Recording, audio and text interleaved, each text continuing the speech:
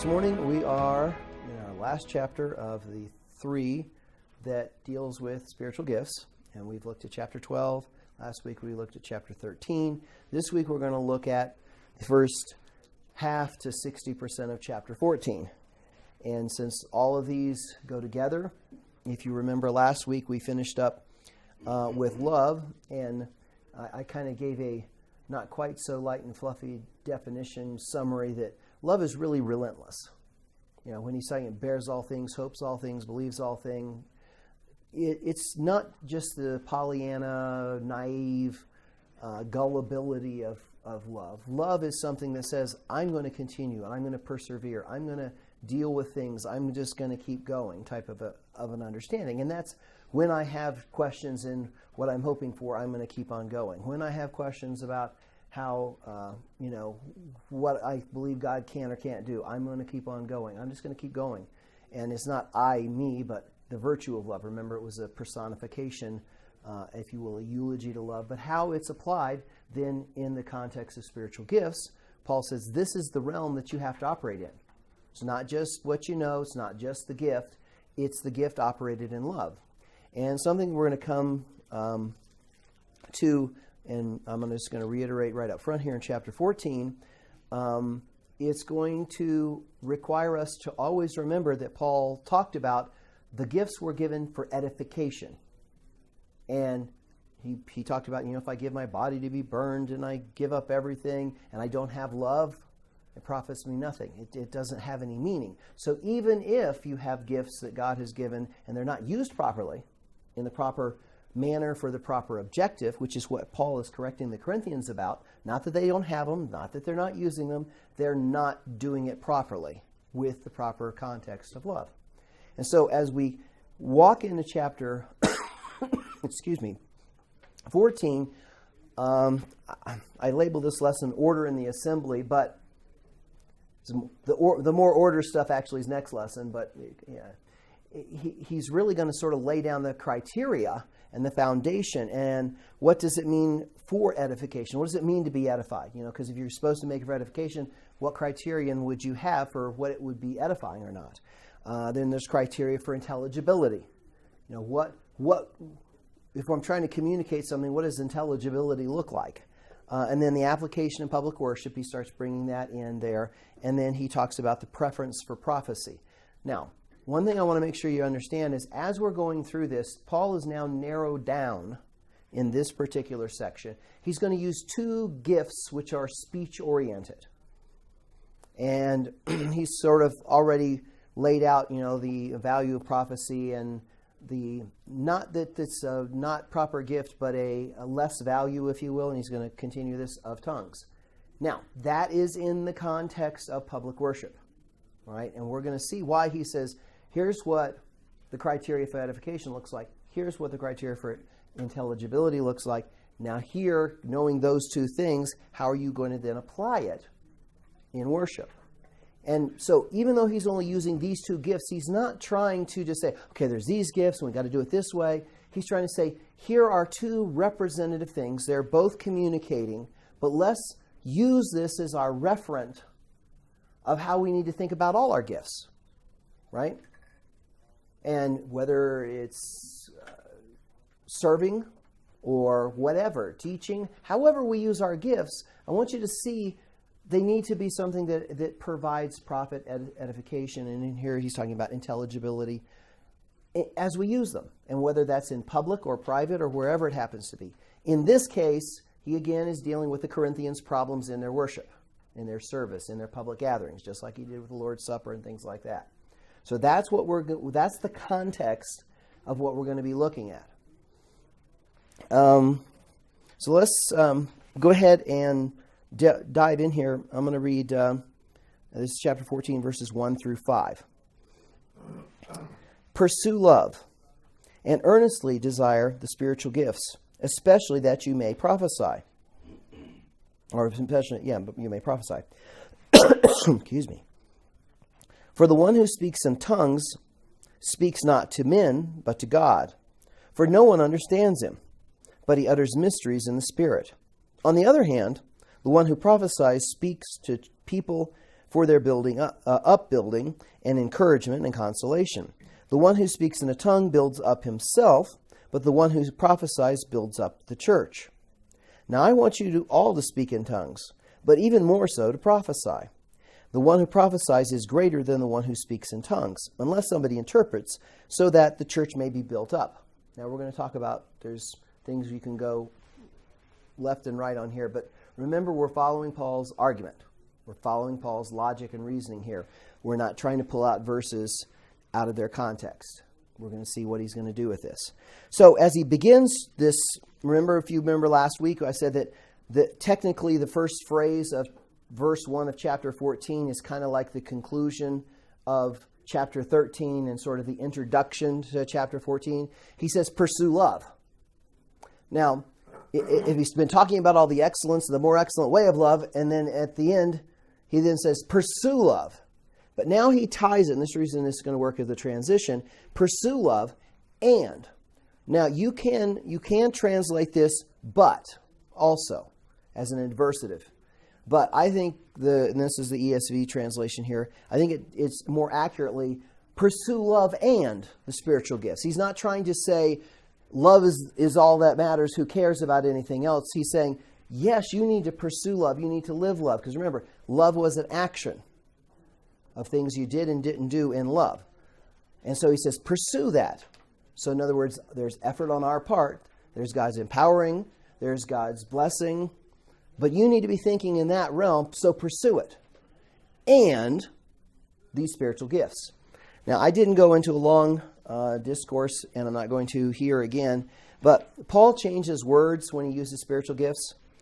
In these particular cases, he uses what you hear charismatic, where we get the word charismatic from, that talks about particular grace gifts, and then he uses a different word here, pneumatica, which basically means spirit. So they're related, but one seems to be associated with, the result of something, and the other one seems to be the something, if that makes any sense at all. So again, it would take a whole lesson to go through all the language and how it all works and how all that kind of stuff. But just to understand, he's trying to come back. He says, desire the spiritual gifts. He says, I want you to pursue love, but the gifts that God has given in the Spirit, desire those too. And as we've said, I see that as God gives gifts through His Spirit, He does just so as He wills, however He does, whenever He does. He says, so whatever pursuing love, whatever gifts God gives, desire those too, because what are those God-given gifts going to be? What are they going to be for? Edification. Yeah. He said, so it's good that you want to pursue love, and it's good that you want to have these spiritual gifts, because through those two things, the body will be edified. And he's going to expand that thinking even into the realm of, if you will, evangelism, into salvation and things like that in this section. So he continues on with that. And we have to remember that pursue love thing is not just some checklist.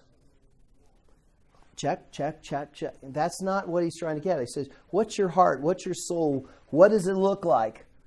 Not these are the 5 things, and if you didn't do this one, you're not loving. It's good to check, of course, but don't think of it as a checklist.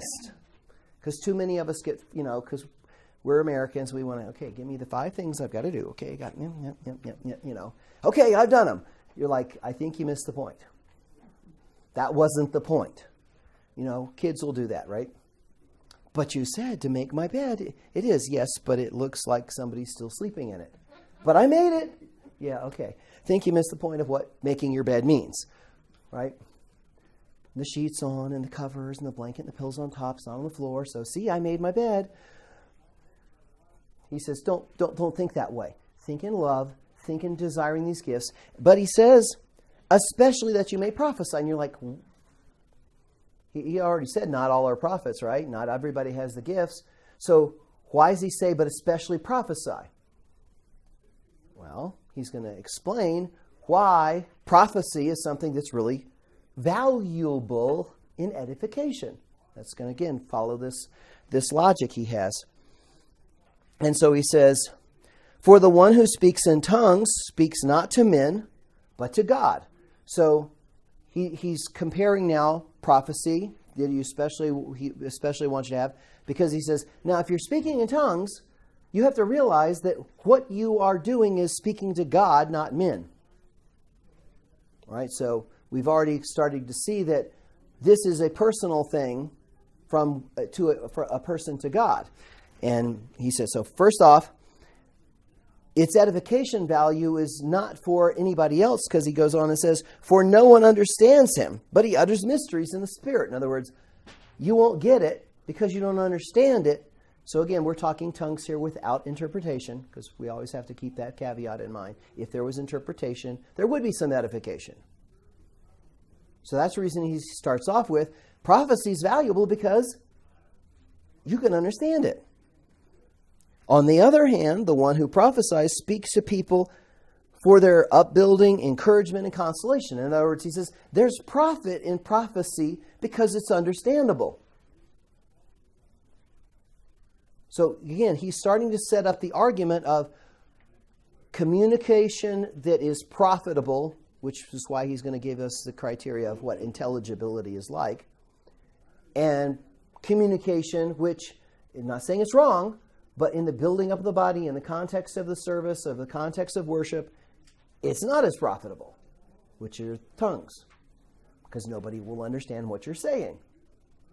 So again, notice he's setting up an argument. He's not just saying this is better than that. He's trying to set up a communication structure of intelligibility and non-intelligibility, therefore edifying, not edifying. And it's going to follow that same pattern all the way through here. He then gets to, he says, the one who speaks in tongues builds himself up, but the one who prophesies builds the church. All right? So he's now said, let me lay that out for you. If you didn't get it from my previous statements, here's what is profitable and edifying. To the person, to the body. That's why he wants you to have prophecy versus tongues. He says, now I want you all to speak in tongues. So again, he's not saying, no, you can't do that. I want you all to speak in tongues, but even more prophesy. The one who prophesies is greater than the one who speaks in tongues, unless someone interprets, so that the church may be built up.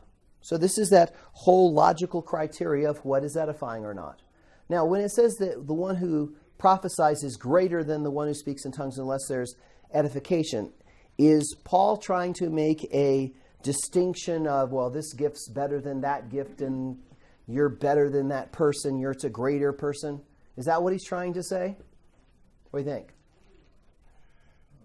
Why is the one who prophesies greater than the one who speaks in tongues unless there's an interpreter? He's focused on edification. Yeah, because it's more profitable, therefore it's in the realm of profitability and edification for the body. The one who speaks and prophesies, people can understand them, therefore that's greater than somebody who's speaking and nobody understands what they're talking about. Now, let me just toss something out for all of you who teach or have been taught. So that's probably all of you, because you're being taught now.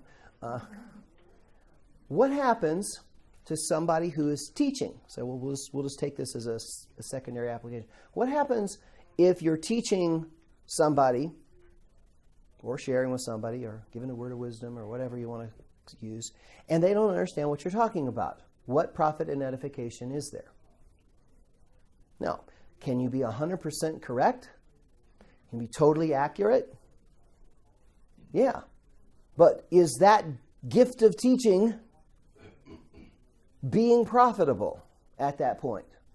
No. So you can have a gift, you can have knowledge, you can have all sorts of ability, and you still are not edifying.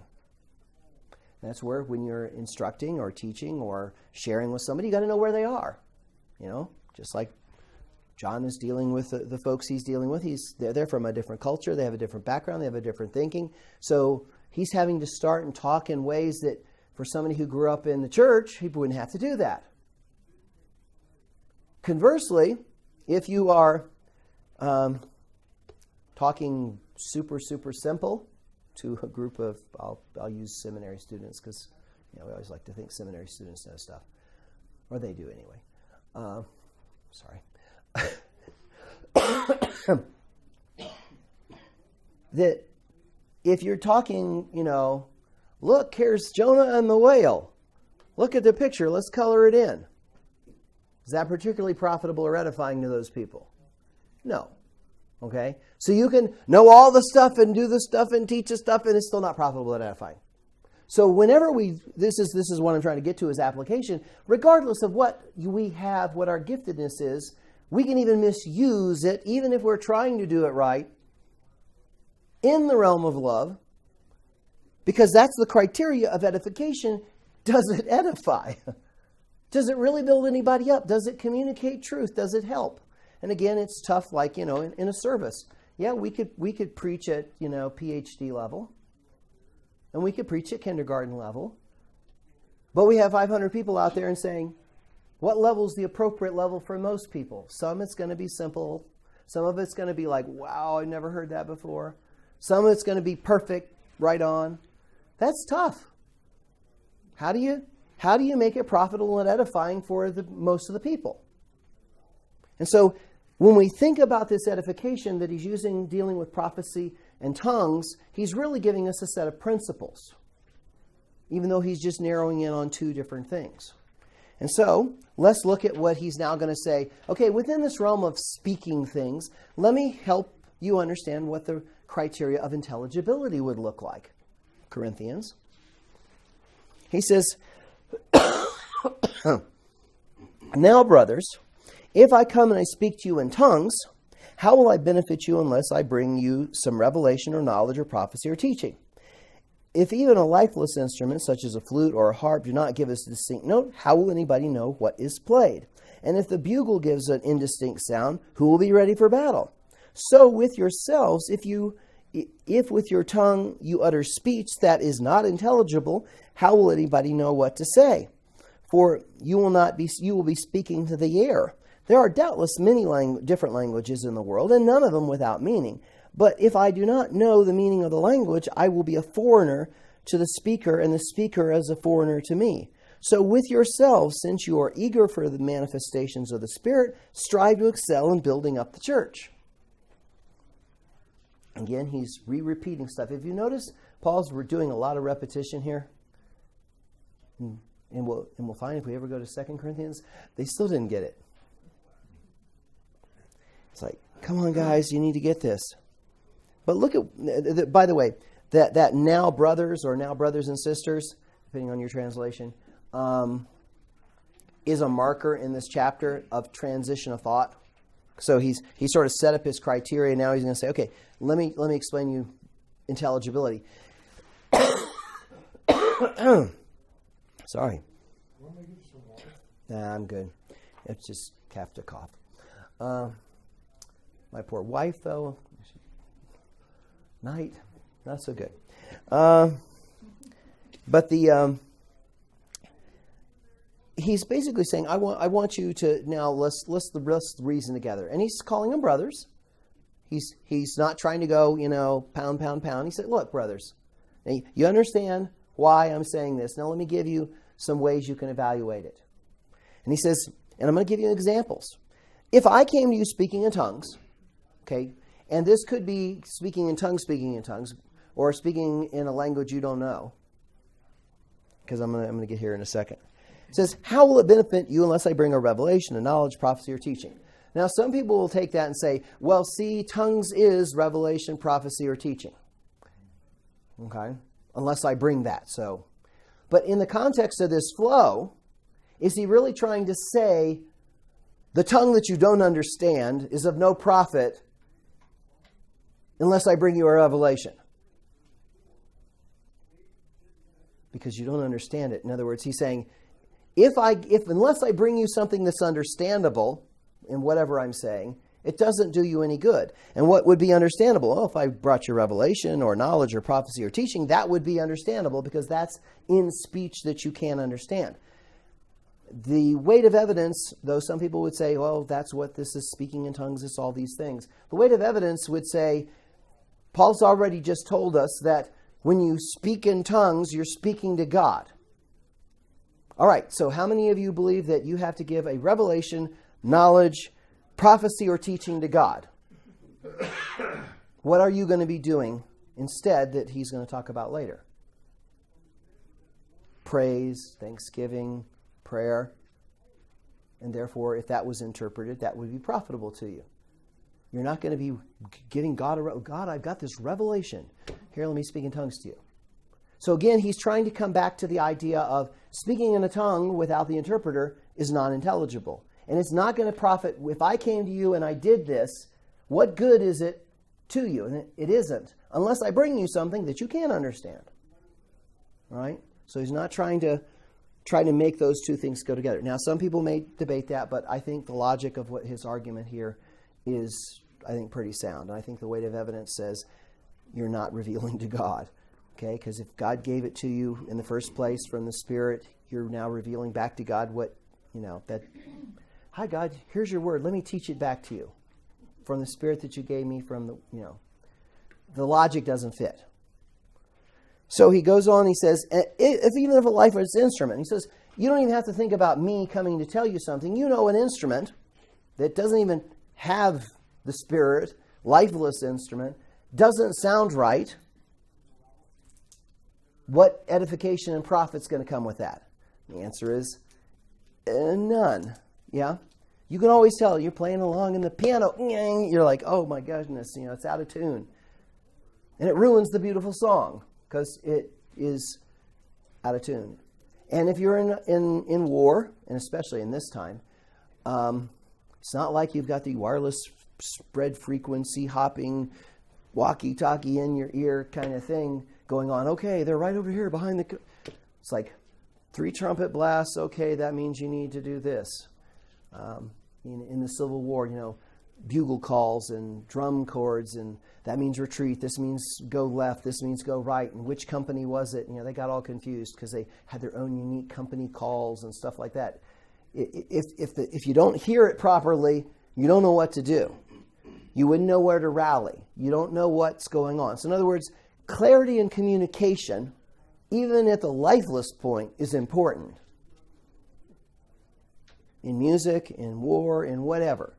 So again, he's coming back to clear communication that means something is important. So he says in verse 9, so you with yourselves, if with your tongue you utter speech that is not intelligible, how will anybody know what is said? Good question. The answer is they won't. And you will be speaking to the air. Says, keep on talking, dude. No idea what you're talking about. And then he goes on, and I think it's interesting. He says, there are doubtless many different languages in the world, and none of them without meaning. So it's really funny. Paul's making a conditional speculative statement, because, he's heard other languages, and he knows they have meaning. But he says, I suppose there's all sorts of languages all over the world, and none of them are without meaning, which is true. No matter what language you speak, it has meaning. We even were watching a particular show that there's an island where they have a whistle language. And that because of the distances and the hills and all that stuff, they whistle, and everybody can whistle back and forth and know what they're saying. Rather unique language. But even though the whistle language is intelligible to the people who know what those whistles mean. And it's pretty sophisticated stuff. And you're like, really? Wow. But if you're isolated on an island a long time and you got to do long distances and there's jungles and things like that, whistle will carry. And you can hear it. And so again, he says, I know that they're out there. He says, but if I don't know the meaning of the language, I will be a foreigner to the speaker and a speaker a foreigner to me. Now, the ESV here is using a very kind translation, modern translation. The Greeks actually use, and then in the Greek, it's barbarian. I will be a barbarian to you, and the speaker will be a barbarian to me. And this is actually, you guys know what onomatopoeia is in language? A sound effect, like trying to pronounce a word that represents a sound effect. Yeah, it's here. The word is representative of what sound you're hearing, like rat-a-tat-tat. Okay, da-da-da-da-da, rat-a-tat-tat. Well, this one, barbarian, is what the Greeks thought others sounded like. Bar, bar, bar, bar, bar, bar, bar, bar, bar, bar. That's what they think. They're just going bar, bar, bar, bar, bar, bar, bar. So that's where the word actually comes from, is an onomatopoeia of a foreigner. Okay? And of course, they weren't as sophisticated and all the other things, so they're barbarians. That's why we get, the idea of barbarians being horribly mean, nasty people. Well, you'll find out that the barbarians were quite sophisticated. They just weren't necessarily literate. They didn't have time for philosophy because they were running for their lives from the other people. So here he's saying, in speech, you're going to sound like bar, bar, bar, bar, bar, bar, bar, bar, bar to me, and I'm going to sound like bar, bar, bar, bar, bar, bar, bar to you. How good is that? You guys understood what I said, right? I was speaking, no. It doesn't have any meaning. He said, so how can we relate to each other? How can we communicate with each other? How can we be joint with each other if we can't understand each other? That's why sign languages and symbols and look, cup, pour in the cup. Well, if you don't have cups in your culture, that doesn't do you any good. But that's how people learn. And then you have pidgin languages and things like that that are similar things that work between languages, and they get cross-culture and all the other kind of fun stuff with language. And he says, so whatever it is, though, there is no communication. There is no edification. There is no intelligibility. And he says, for you may be giving thanks. He says, otherwise, if why am I? That's why I'm looking at the wrong page. That's the next section. Look at the right page, Rick. He says, but if I do not know what the language, you will be a foreigner, one to me to you. So with yourselves, since you are eager for the manifestation of the Spirit, strive to excel in building up the church. That's why he says, for those who speak in tongues, pray that you interpret. Not, okay, you need to pray that you're interpreting so that you can interpret. Pray that you can interpret so you can edify. Right? Because if you don't, you're fine. Unless it's in public worship, and then you're not fine. So if you're going to do this, pray that you could that you could interpret. That's why he's going to say that.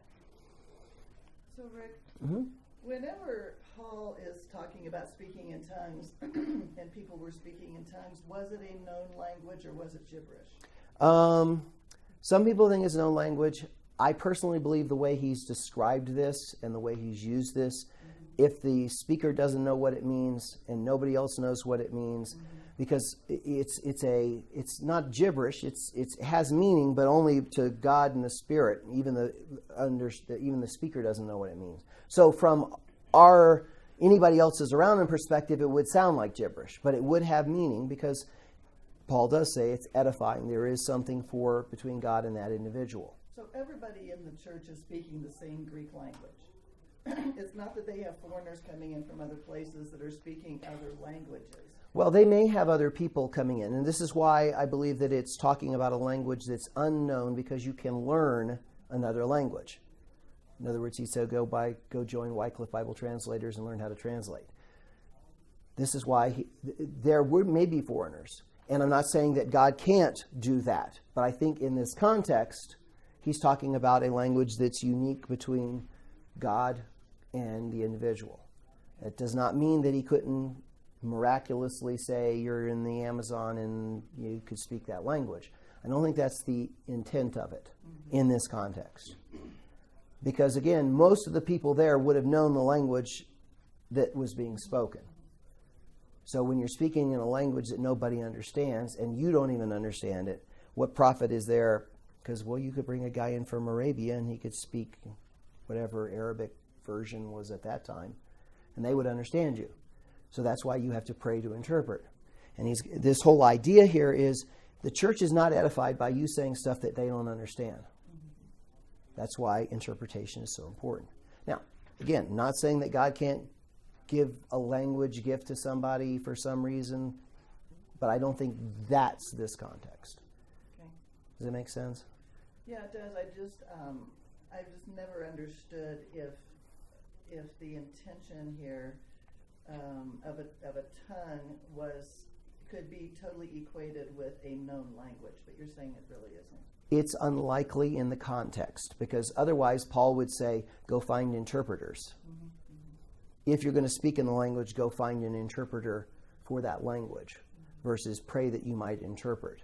Because again, it might be, but clearly the person is not speaking that normally.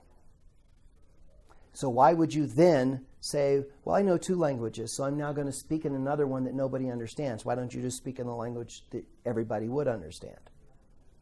So again, it doesn't make a lot of sense that it's like if I could speak French, why speak French to you? It's not profitable or edifying. But well, look, I can speak French. I mean, versus this is something between me and God, and it's not edifying to anybody else, but it is edifying to me unless there's an interpreter.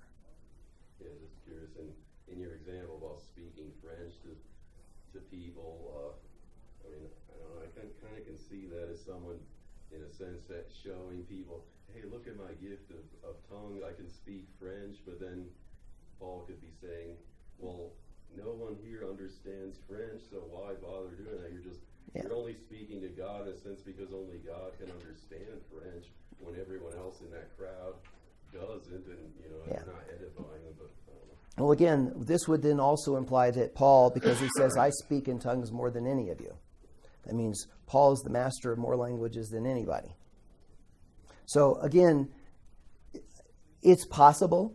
I'm not going to say God can't do that, but again, in the flow of here, it doesn't seem to be. He's going to a long discourse instead of just saying, okay, if you're going to do this, make sure there's somebody who can translate that language. Because what they're doing is they're saying, oh, look at all the great stuff I'm saying. Look how wonderful I am. And they're all doing it, so I doubt all of them know all these other languages. I would say it's both. On the day of Pentecost, the disciples spoke in different languages and others understood them in their language. So I don't know that the disciple or the apostles would have understood the language is talking in, but others there did know it.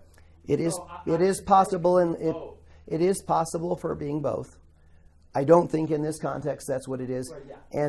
And if you go back and read the Acts passage, because I've looked at that one, it says we heard them in our own language, not that they were speaking in that own language. And it says we are hearing them in our own language. So to me, that's the power of the Spirit, because I seriously doubt there were only 12 apostles and there were only 12 other languages. So if you get the list, there's more people in that list, and we're hearing them in our own, not we're hearing them in Greek or we're hearing them whatever.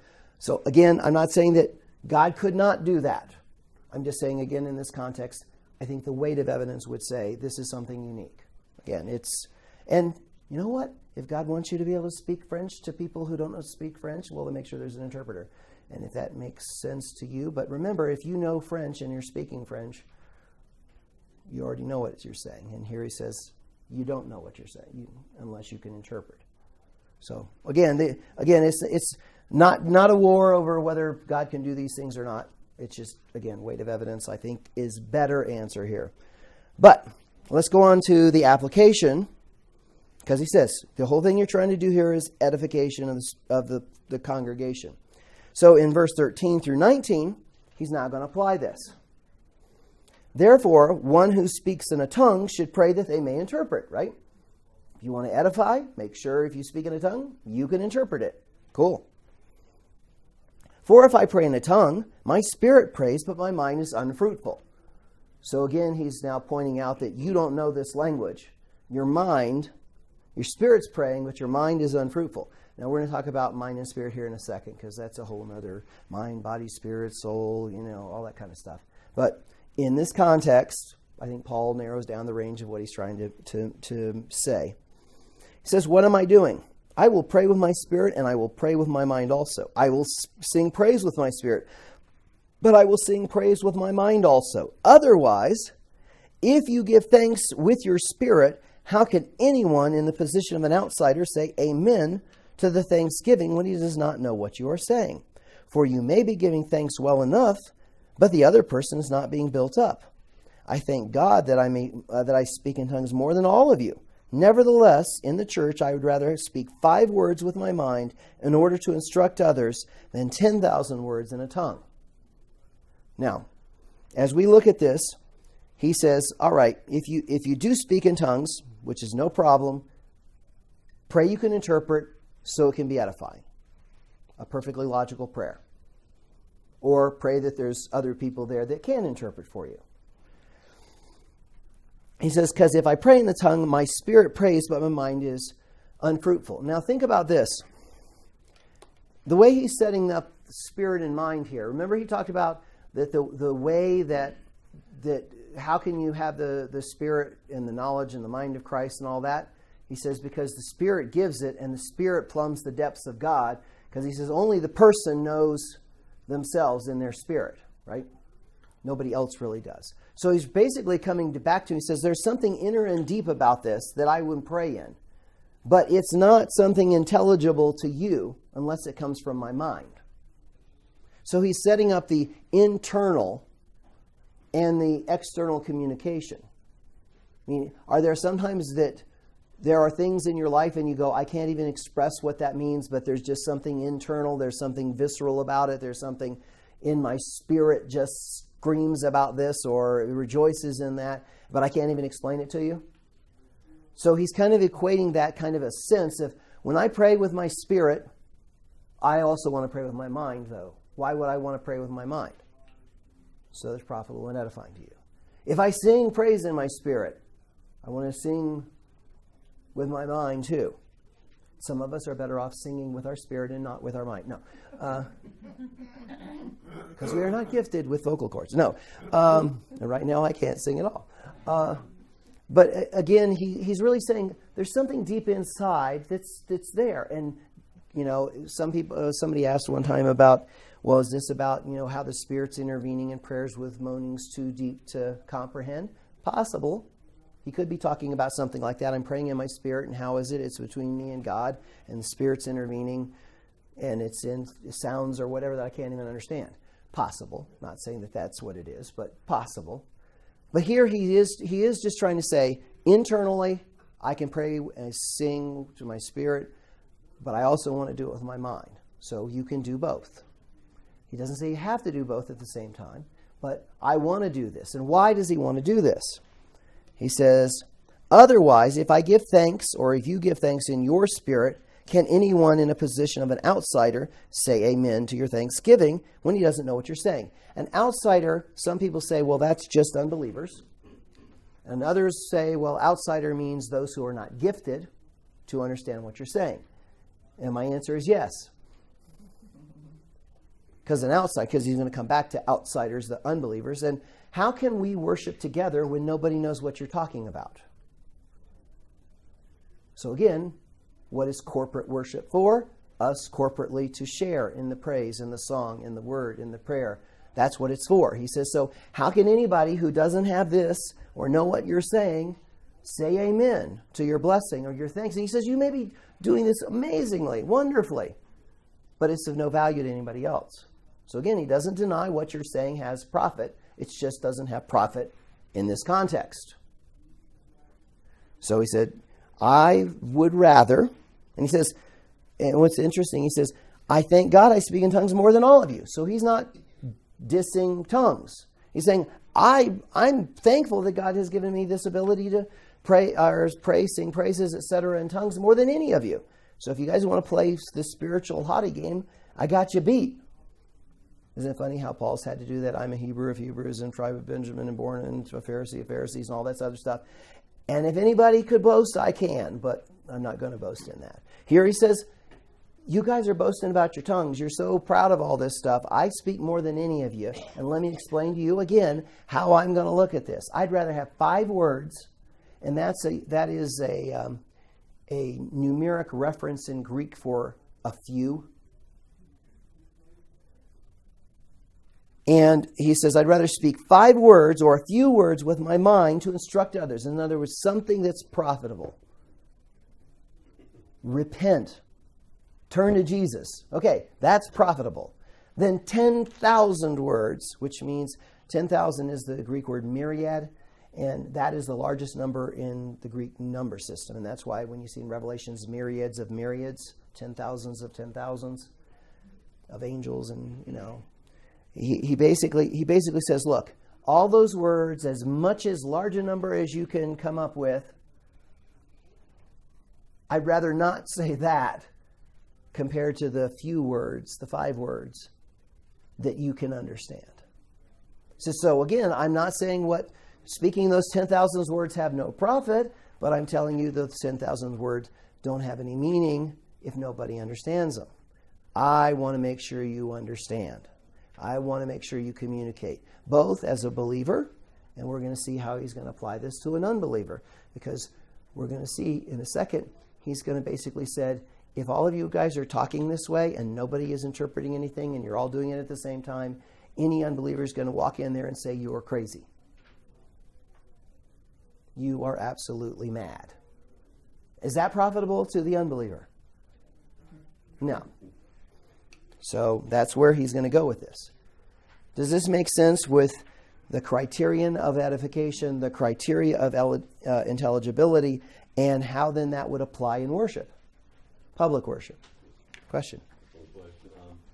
If you mentioned speaking in a language that no one understands, including yourself, how does the argument go that it doesn't edify everyone else if they don't understand it because they don't understand, but somehow you edify yourself if you also don't understand it? That's what's confusing me. It confuses me too, and Paul doesn't give us the answer. Yeah, but it seems like the whole context is understanding the language, so it seems like if it's edifying you, it means because you understand what you're saying. Well, see, that's what Paul's trying to say is there's some edification to you personally in this communication without you even understanding it. He does not explain it anywhere. And yes, that's one of those questions in heaven. Okay, Paul, what did you mean by that? And I agree with you. That was one of my questions going, but you don't understand what's going on. How does it build anybody up? Because he says it doesn't build up the hearer, but it does build you up. Got me.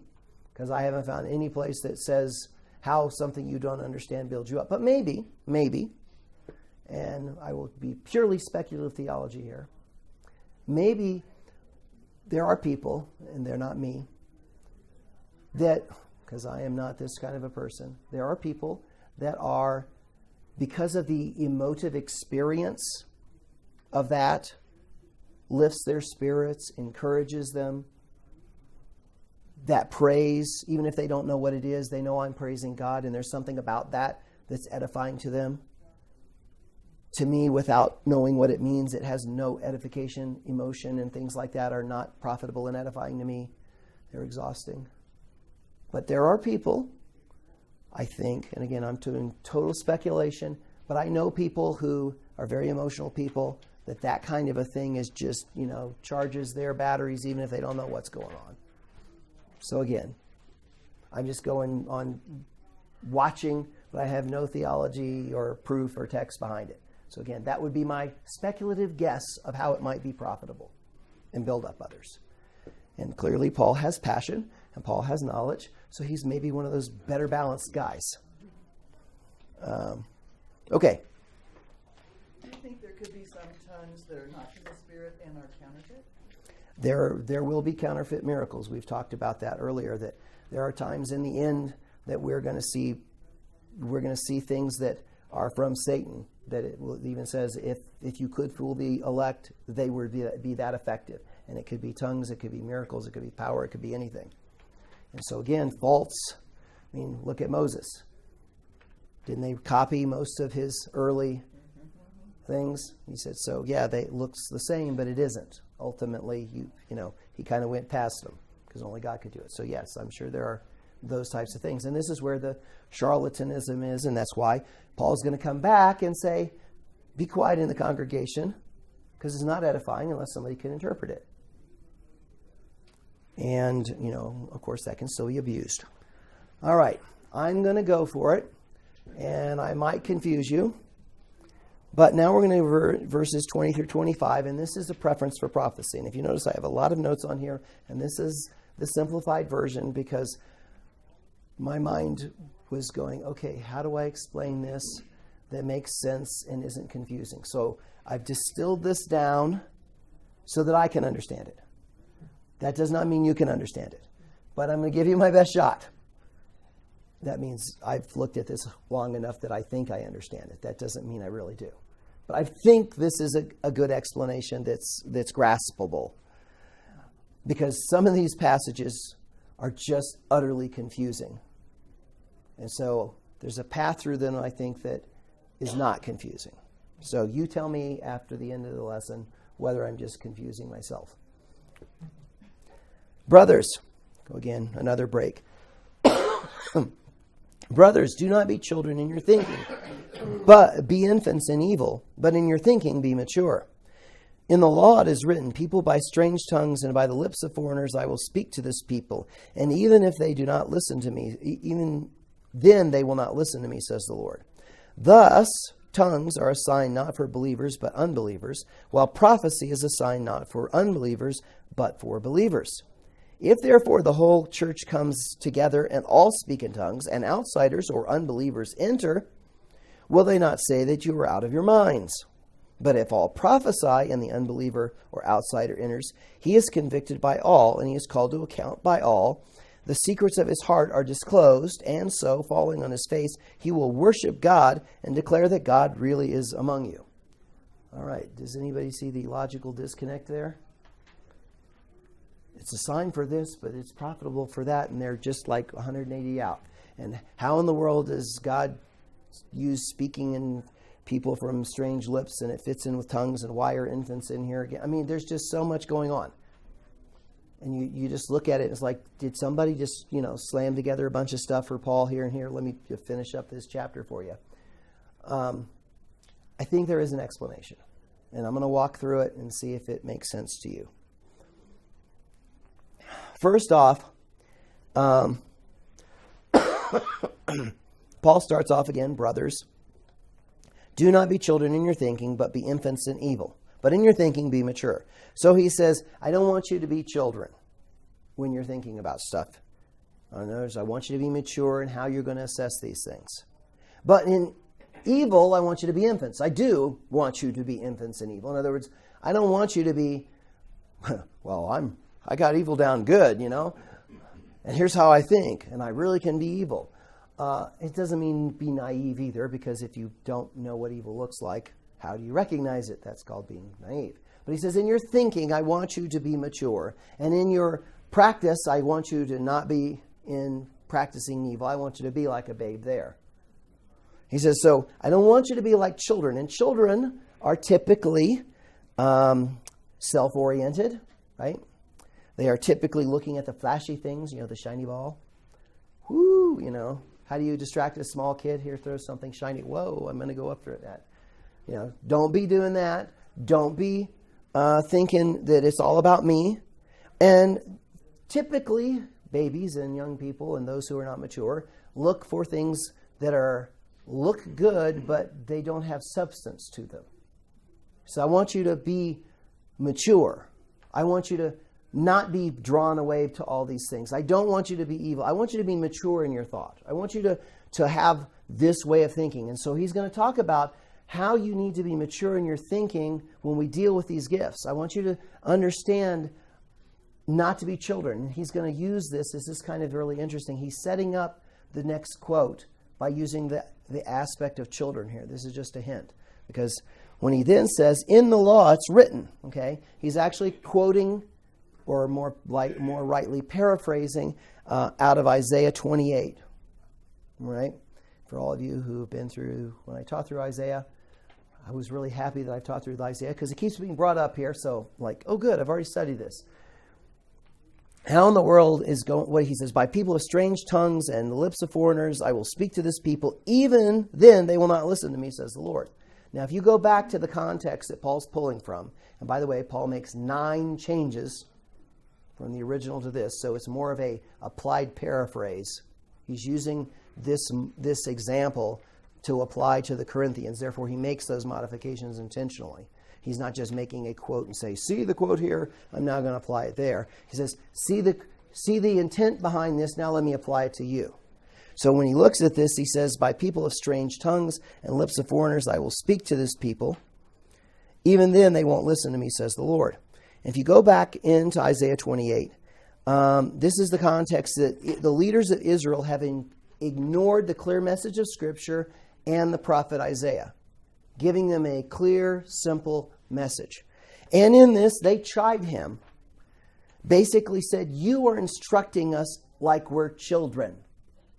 Line by line, word by word. If you go back and look at it, it's basically, all you're telling us, Isaiah, is the ABCs. We get it.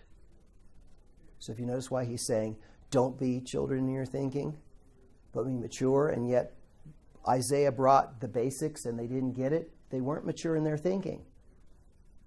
But they accused him of schooling them with ABCs. And he says, and they didn't listen. And so what am I going to do? You guys aren't listening, so I'm going to send the people of strange tongues, and in the Isaiah passage, stammering lips. And I'm going to send them to you, and you're not going to understand what they're saying. And I'm going to use this as punishment, and I'm going to use this as retribution. So if you won't listen to the clear message, notice, the clear message, I'm going to send you a message you won't understand, and by that you're going to be condemned. The message is going to be coming from these foreigners and people you don't understand. So now you see that he's setting up the context of, are you going to listen to the clear message? Is there going to be profit in the clear message? Or is the unclear message going to do anything there? The unclear message is a message of judgment. And so when he now goes on and he says, thus, tongues are a sign not for believers, but unbelievers, while prophecy is a sign not for unbelievers, but for believers. And you're going, wait a second. How in the world does that work? Now, again, we can get into what signs and wonders and all this stuff. And if you look around, Paul really is using signs in this particular context, I think, in a slightly different way. We look at it as saying, well, look, when the tongues come, that is a sign for what? He says, sign is not for believers, but unbelievers. Now, how can it be a sign for unbelievers? And how can prophecy be a sign for believers, but not unbelievers? It seems opposite, doesn't it? Of course, if you just take the tongues as in speaking a foreign language, as a missionary, you can go out and present it in a language they understand, like to witness to them. But prophecy is speaking what you do understand, so you can learn in a sense, right? Yeah, but again, when we're looking at we're looking in the assembly and the church. Again, this is where the context helps us narrow down what's going on here. Now, if you're speaking in tongues, it's not for believers. Because what did he quote out of Isaiah? The strange tongues are for condemnation. So, when you can't understand it, what's it going to do to you? It condemns you. Because a believer isn't condemned because they do understand. Prophecy, conversely, he says, prophecy is a sign not for unbelievers, but for believers. Well, prophecy is the clear message, and believers believe it. So that doesn't help an unbeliever because they're rejecting the clear speech, right? Just like Israel did. Here's the clear message. Here's the ABCs. Now, this is when what he now says makes sense. He goes on and he says, if therefore the whole church comes together and all speak in tongues and outsiders or unbelievers enter, will they not say you're mad? So in other words, this speech that nobody understands, they're going to look at you and say you're crazy. Okay, is that going to bring profit and edification and salvation to them? No. He says that, so therefore the tongues are a sign not for believers, but unbelievers, because the lack of a clear message is going to condemn them. So this is why he's saying, be mature, folks. You think this is wonderful stuff, but what are you doing? By these unintelligible speech, you're condemning those who don't understand. You're profiting them nothing. They're going to think you're crazy. Conversely, if you are speaking clearly, this is for believers, and what's going to happen? But if all prophesy, the unbeliever or outsider enters, he is convicted by all. He is called to account by all. The secrets of his heart are disclosed. So, falling on his face, he will worship God and declare that God is really among you. So the clear speech, the prophecy, calls people, even if it's the ABCs, which they rejected, says the clear speech, the thing that's understandable, is going to say right to the heart, I can see through your heart. I know what it is. And what are they going to do? They're going to go, God is clearly amongst you. Now, culturally, are these guys meeting in temples? Nope. Are they doing all these sacrifices and rituals? Nope. You're in a house. How could God possibly be there? Because the temple was the dwelling place of the idol and the deity. He says, how could anybody think that God's amongst you? Well, God's amongst you because I can go right to your heart and say, you are. So see, now it reveals the heart. And the people then go, instead of saying, you're mad, that clear message went right to my heart. And I can fall down on my face and say, God is clearly here. See how this works?